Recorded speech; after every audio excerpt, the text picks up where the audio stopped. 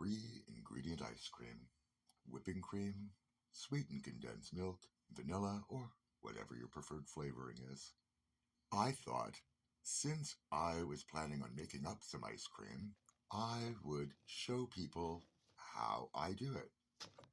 So I did my best to record my process and the foolish things and choices I made along the way. Now, I had not used my KitchenAid in a while. The last few times I made up ice cream, I just whipped it by hand.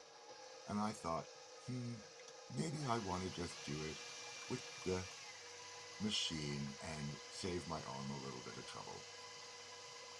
Now, it took me an embarrassingly long amount of time to realize I was not using the proper attachment to whip up the cream. I'm using my paddle attachment. I have no real reason to be using this paddle attachment. It just happened to be what was already there before I started. And I'm thinking, how come I still don't realize? Now I do. So I go and I get the proper attachment and I attach it. And then we are finally off to the races. Now this is really where the process should have started. So if you cut out all those wasted minutes and the surface, I'm using my freezer and it is not balanced. Where I had it balanced has come loose and I did not realize that either. And having my camera on its stand up there, it was shaking and ultimately shook the camera right off. But we haven't got to that part yet, but it will happen. But we're just trying to get this to some nice soft peaks. We don't have to turn it into like whip the cream. Oh, I just know what's happening. What a mess. Easy to clean up, but what a mess.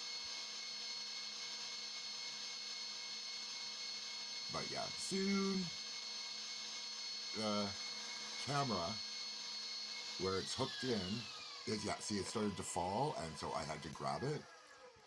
And from here on in, I have to do everything one-handed. So now we're going to add the sweetened condensed milk.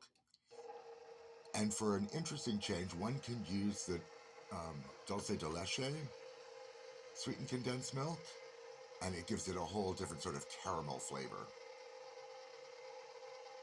But we're going to use about 2/3 of this one can in this 500 milliliters of whipping cream. Now, it is up to taste. You can make it a little less sweet if you want to, or a little more sweet. Sometimes I make it less sweet, and then I will drizzle some caramel or something through, and that, gives you the extra sweet. And so I like to have something that kind of reduces both. I don't want like sweet ice cream and an extra sweet ripple through it. Now, this is our elixir product of Mexico, pure vanilla, and it is the best vanilla I have ever had in my life. There may be better vanillas. I have never had it. So that is all there is to it. Now we just disengage all of these attachments and the bowl, and I pour it into this. Well, it's a copper pan. It's a non-stick pan. It's very, very easy and very durable, and wasn't really expensive. And then I just give it a few drops to bring the air bubbles to the surface and let them pop.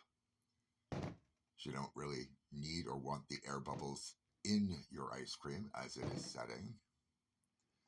And then I take a layer of cling wrap, just transparent wrap, And I lay that across the top, almost like if you were making a pudding or custard, where you just don't want the air to touch the surface so it won't make a skin or anything. I just find it's better not to let any excess air into the ice cream. And then you pop that in the freezer once that's all done.